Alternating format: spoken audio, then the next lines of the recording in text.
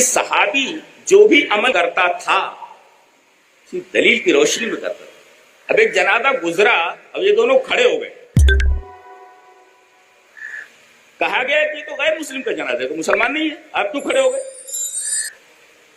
اب یہ کھڑے ہونے کی دلیل دے رہے ہیں. کیا پتا چلا؟ ہم لوگ کہتے ہیں کہ بھئی ایسا کر لیا جائے تو کیا حرج ہے, ویسا کر لیا جائے تو کیا حرج ہے. یہاں تو وہ کھڑے ہو گئے تو اس کی دلیل دے رہے ہیں کہ ہم کھڑے کیوں ہوئے, یہ جانے بغیر کہ یہ مسلم کا جنازہ ہے کہ غیر مسلم کا جنازہ ہے.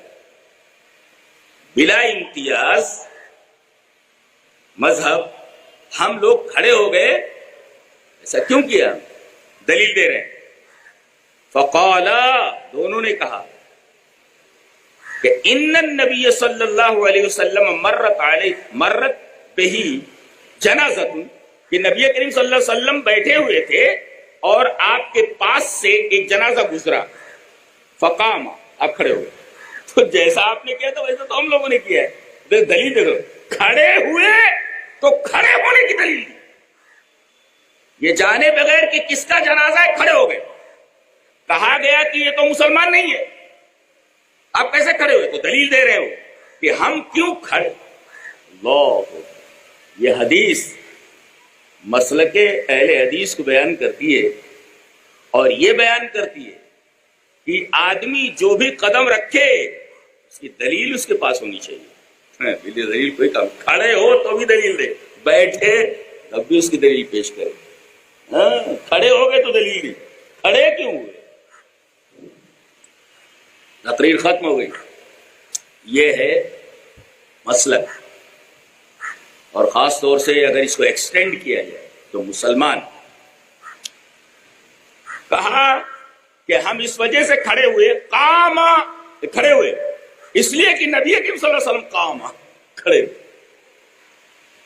ان نبی صلی اللہ علیہ وسلم مرت بہی جنازۃ فقام, ایک جنازہ گزرا اور آپ کو معلوم نہیں تھا کہ یہ جنازہ کس کا ہے, آپ کھڑے ہو گئے. فقیل لہو, آپ سے کہا گیا انہا جنازۃ یہودی, یہ اسلام کے سب سے بڑے دشمن یہودی کا جنازہ ہے.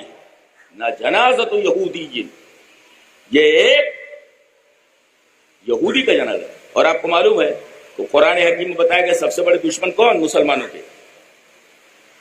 اشد الناس عداوۃ للذین آمنوا الیہود, اس کی بھی دلیل ہم نے دی کہ سب سے بڑے دشمن کون؟ یہودی. اور سورہ فاتحہ ہم پڑھتے ہیں, ہم کو بار بار یاد دلایا جاتا ہے کہ سب سے بڑے دشمن تمہارے وہی ہیں. کون؟